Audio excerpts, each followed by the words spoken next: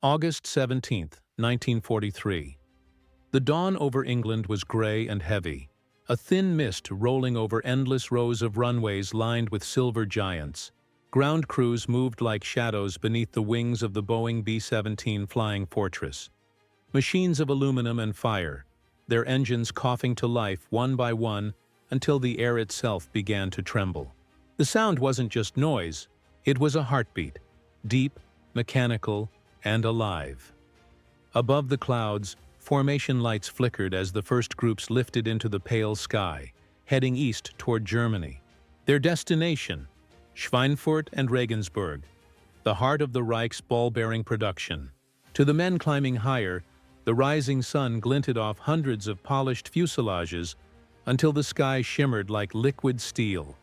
Far below, in the fields outside Nuremberg, German anti-aircraft crews tilted their rangefinders upward.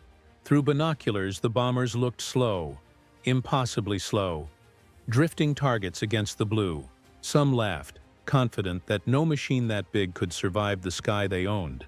But the laughter would fade, because soon the horizon itself would turn gray, then black, as hundreds of flying fortresses blotted out the sun. By mid-1943, the war over Europe had entered a new and merciless phase. The Allies had taken North Africa, Sicily was falling, and the next step was clear: strike at the very core of German industry. But to cripple the Reich's war machine, the Americans needed more than courage. They needed reach. That reach came in the form of the Boeing B-17 Flying Fortress, a four-engine bomber built not only to carry bombs, but to fight its way to the target and back. Each one bristled with up to 13 50-caliber machine guns and carried a name painted in defiant cursive: Memphis Belle, Hell's Angels, Little Miss Mischief. The men who flew them were barely out of their teens. They had trained for months in cold English fields, memorizing formation codes and radio brevity words that would vanish in static once the flak began. To them, this was no longer just bombing. It was the first real test of daylight precision, a belief that America could destroy Germany's ability to fight without ever setting foot on its soil. The Germans saw it differently. To them, the Luftwaffe had ruled the skies since Poland, and the idea of slow, daylight bombers cutting through their defenses sounded like suicide. Hermann Göring himself dismissed the American plan as a fantasy of fools. Yet within command bunkers in Schweinfurt and Regensburg, quiet unease lingered. Those targets produced almost half of all ball bearings for the Reich's tanks, aircraft, and guns. Losing them would mean choking the heart of German industry. As the sun climbed higher over the English countryside, waves of B-17s climbed into formation, nearly 400 aircraft stretching for miles. Each group was timed to the minute, heading toward the industrial heartland. Radio operators checked their channels, navigators aligned maps and compasses, and above them, gunners scanned the horizon, knowing they would be alone once they crossed the Rhine. The air war for daylight dominance was about to begin, and Germany's confidence would soon be tested. The strategy behind the mission was bold and brutally simple. Two separate bomber streams would take off within minutes of each other. One group, bound for Regensburg, would strike the Messerschmitt factories producing the Luftwaffe's Bf-109 fighters. The second, targeting Schweinfurt, would hit the ball-bearing plants essential for nearly every German war machine. Together, these twin blows were meant to cripple both the teeth and the bones of Hitler's military machine. It was called Operation Double Strike, and it represented the purest form of American faith in industrial warfare. That technology, precision, and courage could rewrite the rules of the sky. The British had tried night bombing, safer but far less accurate. The Americans insisted daylight accuracy could win the war faster. It was a philosophy born in factories back home, refined by engineers who believed that mechanical perfection could save human lives. The Norden bomb site, top secret and guarded under armed watch, was said to drop a bomb into a pickle barrel from 20,000 feet. It was America's silent weapon, a small glass eye that turned the chaos of war into geometry. But what looked perfect on blueprints would soon collide with the living fury of German airspace. Between the bombers and their targets stretched 600 miles of heavily defended sky, layered with flak batteries, radar stations, and more than 300 Luftwaffe fighters. From airfields across France and the Low Countries, Messerschmitts and Focke-Wulfs waited, engines warming, their pilots confident this would be another massacre. They'd seen bombers come before, British Wellingtons limping home in flames, crews bailing out over the Channel. To them, these new formations were simply bigger targets. But this time, the bombers were American, and they were not flying alone. They were flying together, a moving fortress wall of steel, discipline, and defiance. Above them, the sun burned white against silver wings, a symbol of faith in a machine that was about to be tested beyond all imagination. Every mission in the air war over Europe carried layers of meaning: tactical, human, and industrial. Operation Double Strike would expose all of them at once. From the tactical angle, the B-17 was designed to endure what no plane should. Its 4 Wright Cyclone engines could absorb gunfire and still turn. Its fuselage, reinforced and compartmentalized, allowed one side to burn while the other still fought. 12 .50 caliber Browning machine guns ringed the aircraft, giving it teeth in every direction. When flown in tight formation, each bomber became part of a larger creature, a fortress in motion. From the human angle, it was a mission of endurance. Crews climbed into freezing altitudes wearing oxygen masks and sheepskin suits, knowing they would face hours of fire. Inside the bomb bay, temperatures dropped below zero. The intercom crackled, voices fading to static as ice formed on wires and glass. Yet every man, pilot, gunner, navigator, trusted that the men around him would hold the line. On the enemy side, disbelief reigned.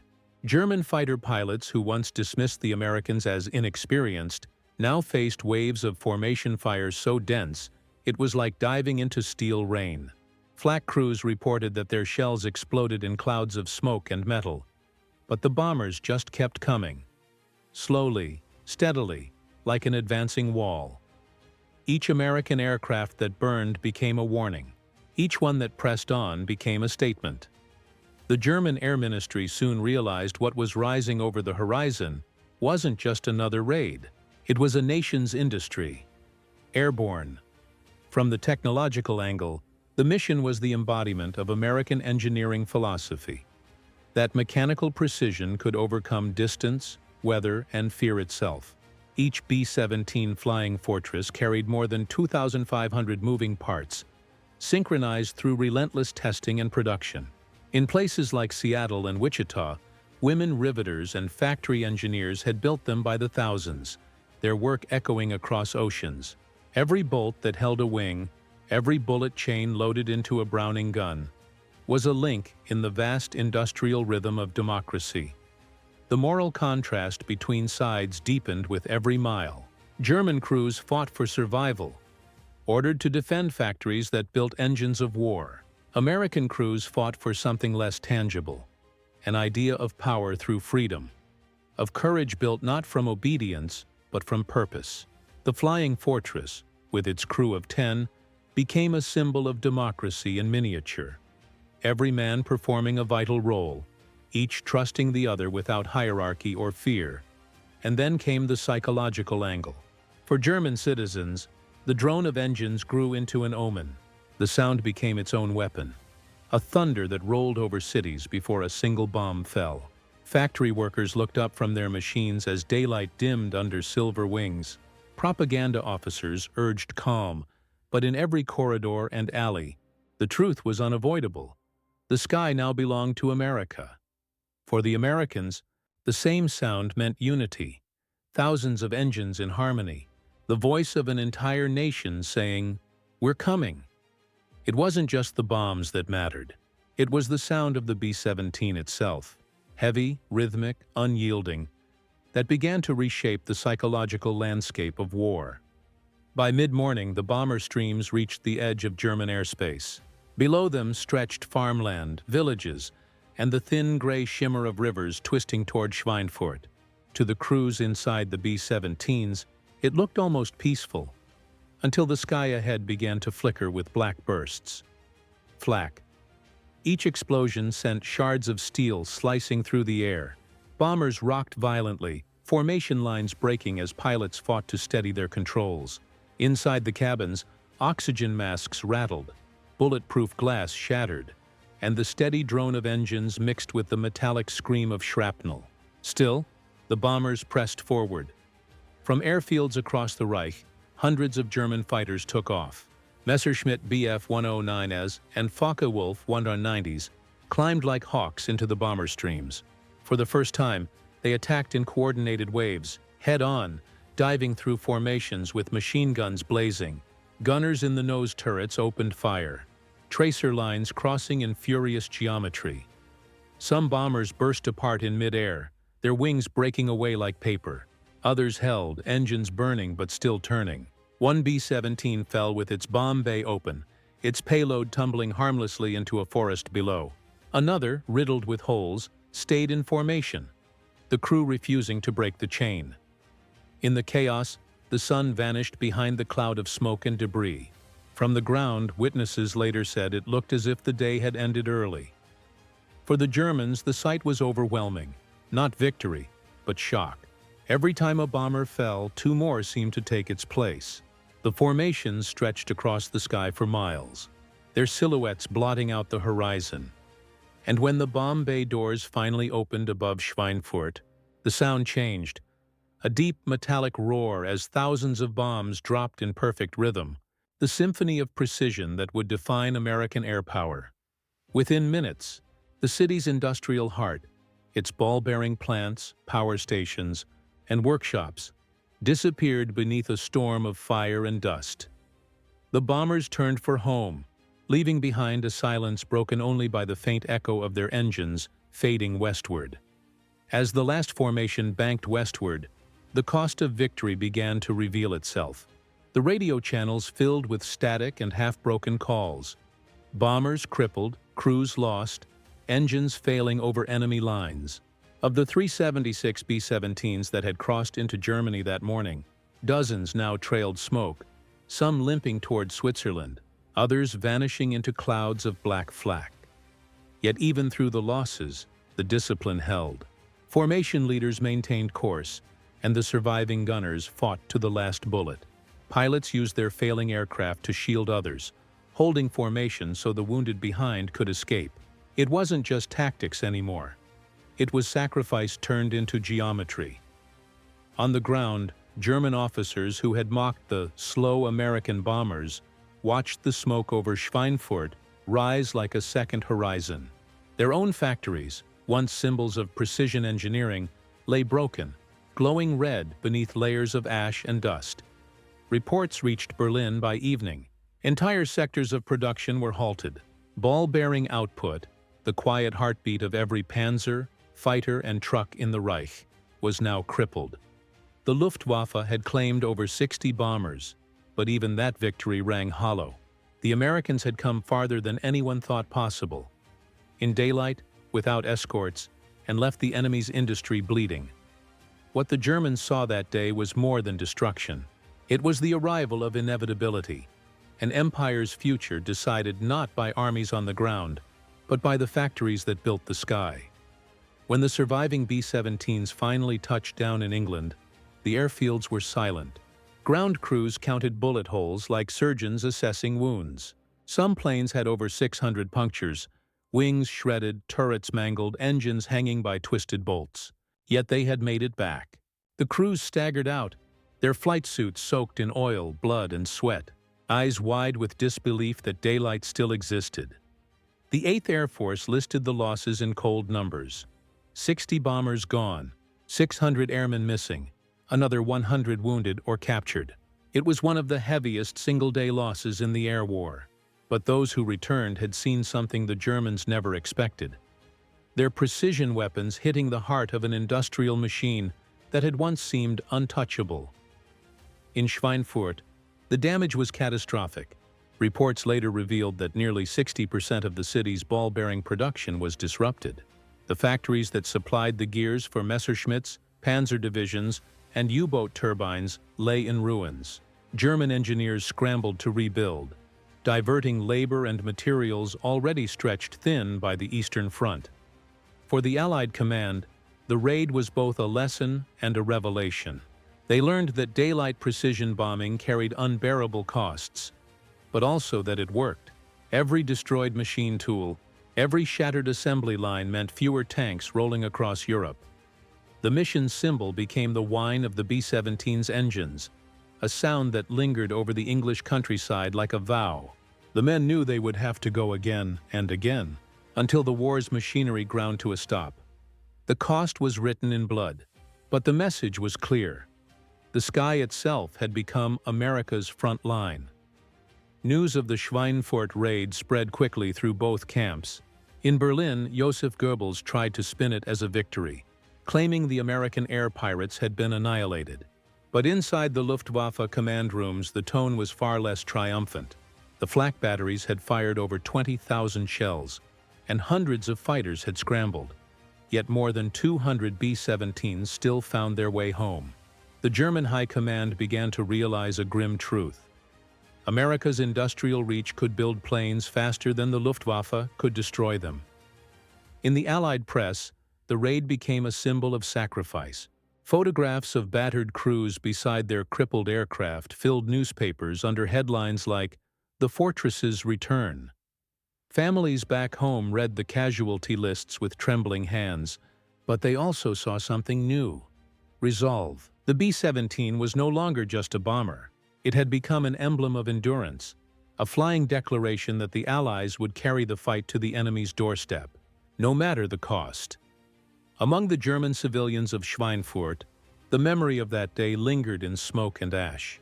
Children watched as fires burned for 2 days straight. Their fathers drafted into bucket lines while Allied planes droned away into the west. For them, the war had come home. By winter, replacement factories sprang up across the Reich. But never again would Germany produce ball bearings in such quantity or quality. It was the beginning of a slow industrial suffocation, a wound that no propaganda could conceal. And through it all, one sound haunted the front lines and the factories alike: the distant rhythmic hum of B-17 engines, a sound that promised the return of daylight vengeance. Long after the fires of Schweinfurt faded, the sound of the B-17s remained, echoing not through the sky, but through history. Those engines, once mocked for their slow rhythm, had become the heartbeat of a generation that refused to yield. For the men who flew them, every mission was a sentence written in courage. They knew the odds, counted the flak bursts, and watched entire crews vanish into clouds of black smoke. Yet still they returned, again and again, carrying with them not hatred, but duty. Each sortie over Germany wasn't merely about destroying factories or crippling industry. It was about proving that freedom could not be silenced by fear. To the Germans below, the sight of hundreds of bombers overhead became a grim reminder that this was no longer a local war. It was a reckoning between two worlds, one built on conquest and another built on conviction. The B-17, once derided as too big, too slow, had turned into something greater, a symbol of the unstoppable weight of democracy in motion. The ball bearings that once spun the wheels of war were replaced by a different motion, the steady turning of history itself. In the end, those factories would never recover, and neither would the illusion of German invincibility. Years later, survivors from both sides would recall the same thing. The sun itself seemed to vanish behind the wings of those American bombers. It was not darkness that fell that day, but a shadow cast by resolve. And as that shadow passed, it left behind a truth that outlived every plane and every pilot: that the strength of a free nation does not come from the size of its machines, but from the hearts of those willing to fly them into the fire. The B-17s have long since fallen silent, their engines stilled by time. Yet their echo endures, a low, distant hum reminding the world that freedom, once awakened, never truly fades.